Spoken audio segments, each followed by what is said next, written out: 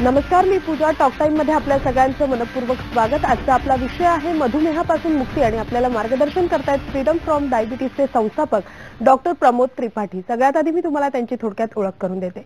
Doctor Pramod Tripathi यांनी diabetes मॅनेजमेंटनं पुण्यात आणि संपूर्ण महाराष्ट्रात जी आहे ती क्रांती आणलेली आहे. आजवर अनेक पेशंट्सनी त्यांच्या कार्यशाळेनंतर इन्सुलिन आणि डायबिटीजची औषधं घेणं पूर्णपणे बंद केलेलं आहे, त्याचप्रमाणे कमी सुद्धा केलेलं आहे. तर त्यांच्या अनेक पेशंट्सनी औषधं बंद झाल्यावर अवघड अशी ग्लुकोज टॉलरन्स टेस्ट जी आहे ती सुद्धा पास केलेली आहे. सर आपल्या स्टुडिओमध्ये आलेले आहेत, त्यांचं स्वागत करूया आणि लगेचच आजच्या आपल्या चर्चेला सुरुवात करूया. सर सगळ्यात आधी आमच्या स्टुडिओमध्ये आपलं मनपूर्वक स्वागत. नमस्कार. थँक्यू. जसं मी सुरुवातीलाच म्हटलं की आपली जी टेस्ट म्हणजे तुमच्याकडे पेशंट आल्यानंतर जी टेस्ट करतात ग्लुकोज टॉलरन्स टेस्ट, तर ही नेमकी काय आहे आणि ही केल्यानंतर पेशंटला कितपत आराम मिळतो? नावामध्ये लिहिलं आहे की ग्लुकोज टॉलरन्स टेस्ट. टॉलरन्सला पर्यायी मराठी शब्द धरला तर सहनशीलता असं आपल्याला धरता येईल. आता 15 चमचे साखर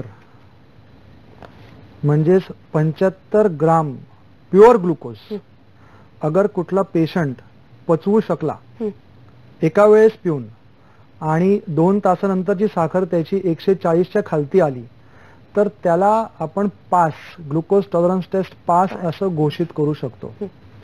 आता प्रेक्षकांना हे जाणणं फार कुतूहलाचं वाटेल की आम्हाला तर 1 चमचा साखर पण मिळत नाहीये. बरोबर.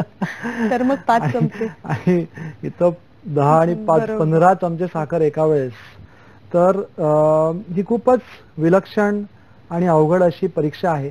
आणि ती आम्ही आमच्या पेशंट्सना तेव्हा करायला सांगतो जेव्हा त्यांची औषधं इन्सुलिन पूर्णपणे बंद झालेली आहेत, 3 महिने निघून गेलेले आहेत आणि त्यांचं 3 महिन्याचं HbA1c म्हणजे ॲव्हरेज जे असतं साखरेची पातळी ती 6च्या आसपास आहे.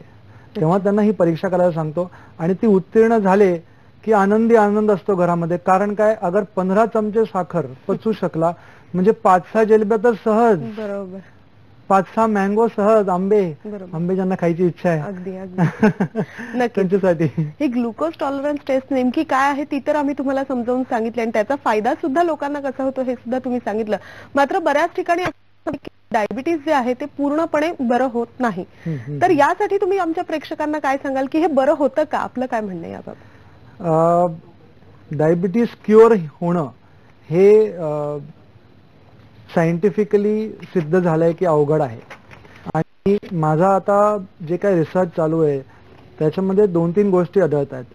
एक म्हणजे डायबिटीज झालं की असं म्हणतात थ्योरेटिकली की जवळजवळ 50% आपले पॅनक्रियाच्या ज्या बीटा सेल्स आहेत, पेशी आहेत, त्या नष्ट झाल्यात. त्या नष्ट झाल्या म्हणूनच आपल्याला आता साखरेची पातळी मॅनेज करता येत नाही म्हणून साखर वाढती आहे. ही पहिली गोष्ट.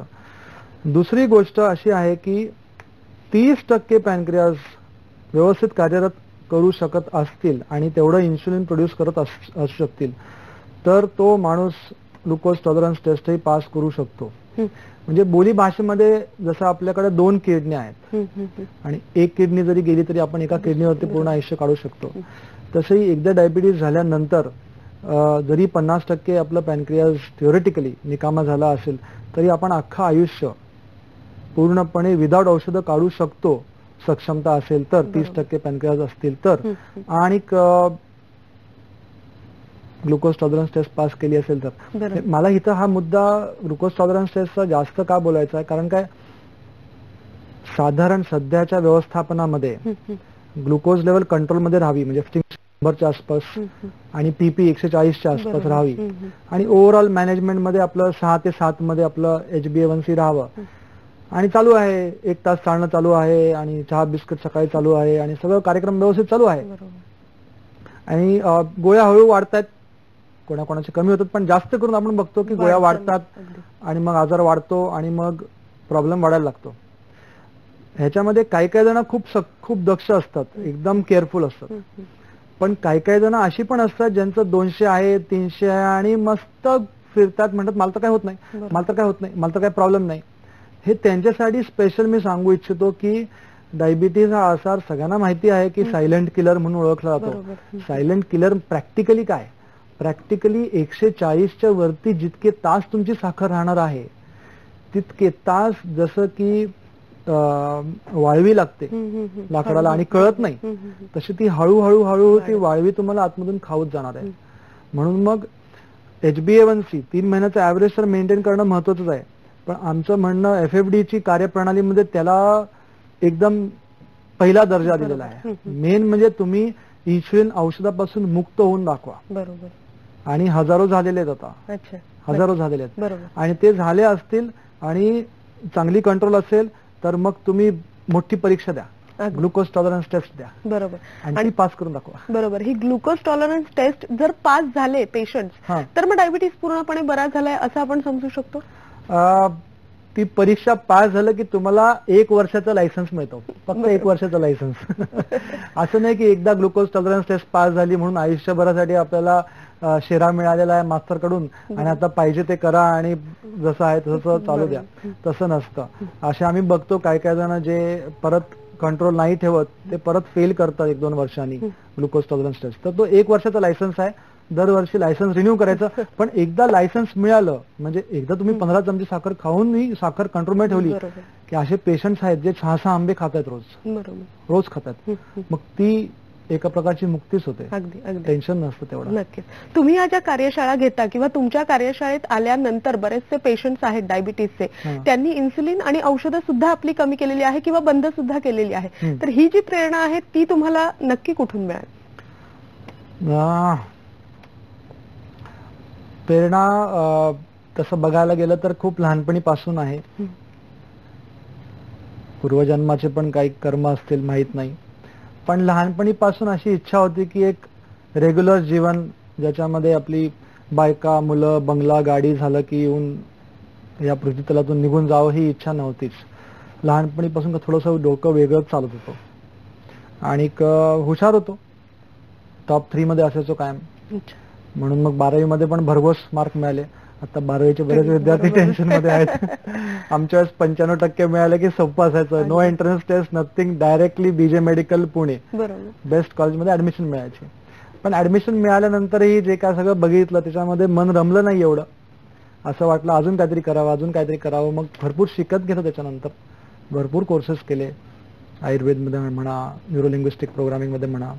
आणि एक 2011 सालच्या आसपास एक डॉक्टर नंदिता शाह म्हणून आहेत, त्यांच्याशी संपर्क आला. ते एक प्रोग्राम घेत होते, त्याच्यामध्ये रिव्हर्सिंग डायबिटीज म्हणून टॉपिक होता. त्यांनी मला इंटरेस्ट आला. त्यांच्याशी बोललो फोनवरती, अटेंड करू नाही शकलो पण फोनवरती बोललो. ते म्हटले हे पुस्तक आहेत ही वाच, विश्वास नसेल बसत, कारण की मेन विश्वासाचा असतो मुद्दा. डायबिटीज कधीच बरा होत नाही एवढं प्रचलित असं सत्य म्हणता येईल. तर मग पुस्तकं घेतली, त्याच्यामध्ये 2 डॉक्टर्स कडून खूप प्रेरणा मिळाली. एक म्हणजे डॉक्टर नील बर्नार्ड आणि दुसरे डॉक्टर गॅब्रिएल कुझेन्स. त्यांची पुस्तकं एस्पेशली डॉक्टर गॅब्रिएल कुझेन्स मधून जास्त प्रेरणा मिळाली. आणि काही काही ग्राफ्स होते, ते प्रेझेंटेशन मध्ये आहेत. एक ग्राफ होता ज्याच्यामध्ये 20 लोक इन्सुलिन घेत होते आणि 9 लोकांचं इन्सुलिन बंद झालं काही 16 दिवसांमध्ये. आणि ते बघून मी असं म्हटलं अरे बापरे, हे काहीतरी वेगळं दिसतंय. आणि अजून एक ग्राफ होता की 197 लोक आहेत जे औषधं घेत आहेत आणि त्यांचं थोडंसं एक्सरसाइज पण वाढवलं, त्यांनी व्यायाम पण वाढवला. आणि 26 का 30 दिवसांमध्ये 140 लोकांचं औषधं बंद झाली, म्हणजे जवळजवळ 70% निकाल. मी म्हटलं हे काहीतरी वेगळं चालू आहे. आणि सगळं व्यवस्थित मेडिकल जर्नलमध्ये पब्लिश केलेला रिसर्च होता, म्हणजे असं नाही की कोणतरी काहीतरी साईडमध्ये करतोय आणि प्रूव्ह नाही केलेलं आहे.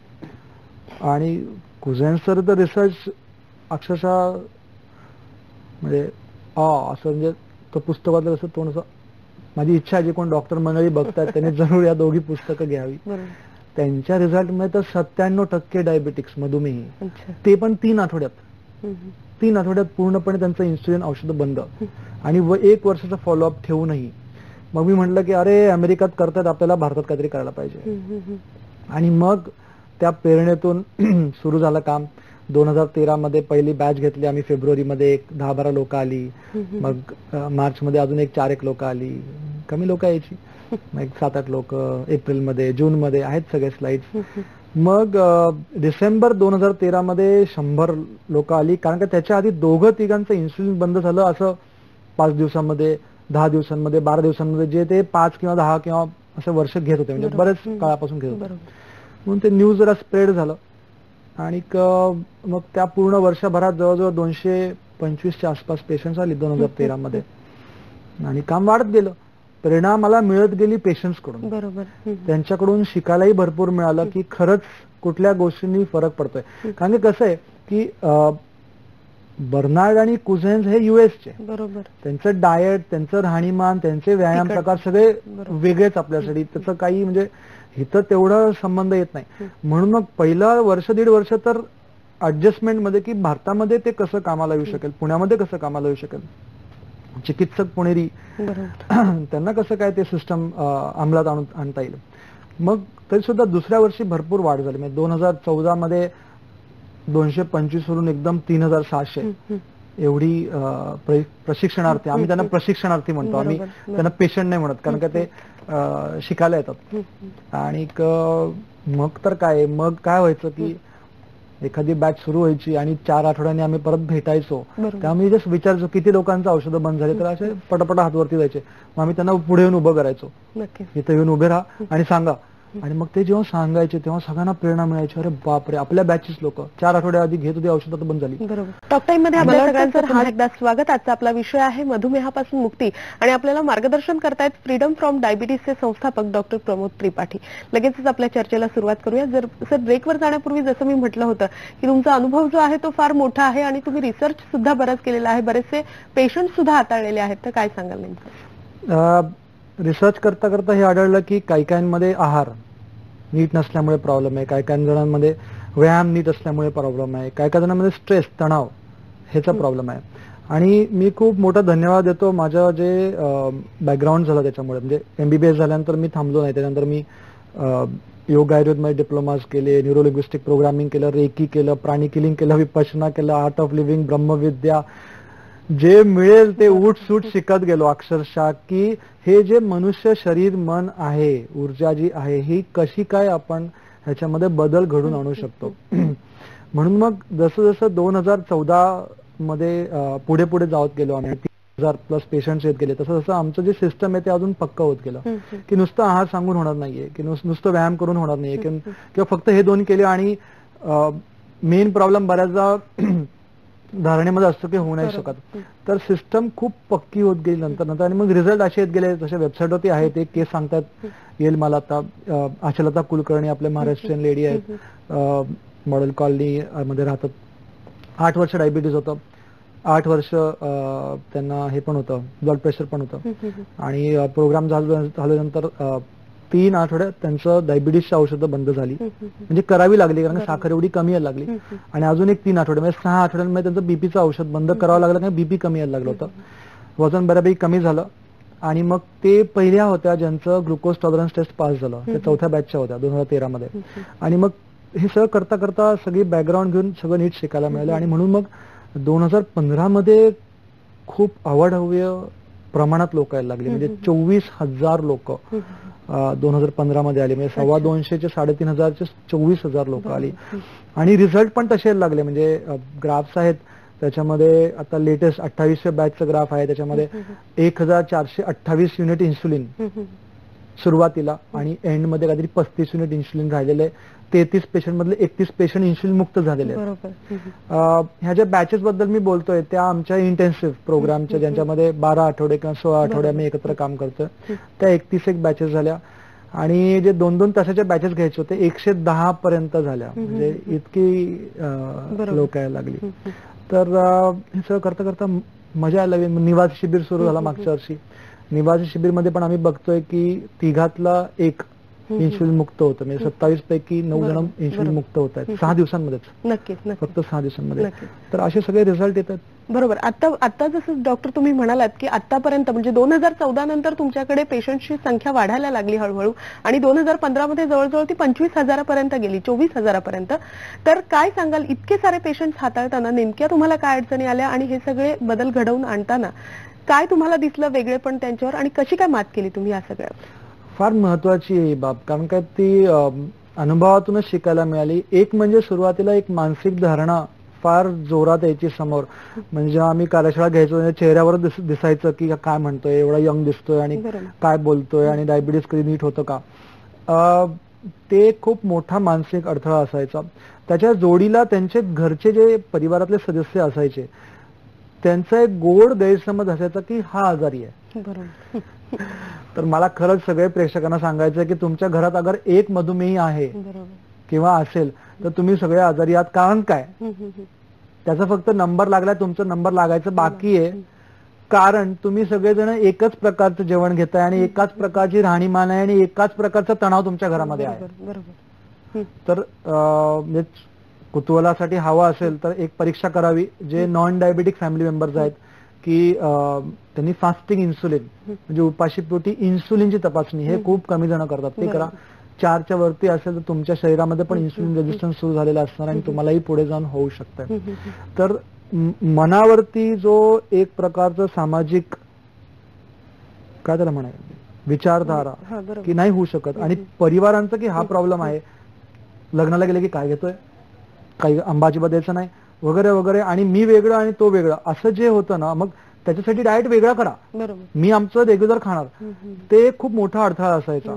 मग आम्हाला कळलं की असं नाही चालणार. तेव्हा आम्ही ते दोघांना एकत्रच पिळायला लागलो की तुम्ही दोघांनी एकच खायचं किंवा एकच व्यायाम करायचे किंवा एकच सगळे ध्यान पद्धती करायच्या. ते एक फार महत्वाचं ठरलं. दुसरी गोष्ट आम्हाला वाटतं ही जी दुसरी गोष्ट नेमकी काय आहे ती सुद्धा आम्हाला तुमच्याकडनं जाणून घ्यायची. मात्र एका छोट्याशा विश्रांतीची वेळ झाली. एक छोटीशी विश्रांती.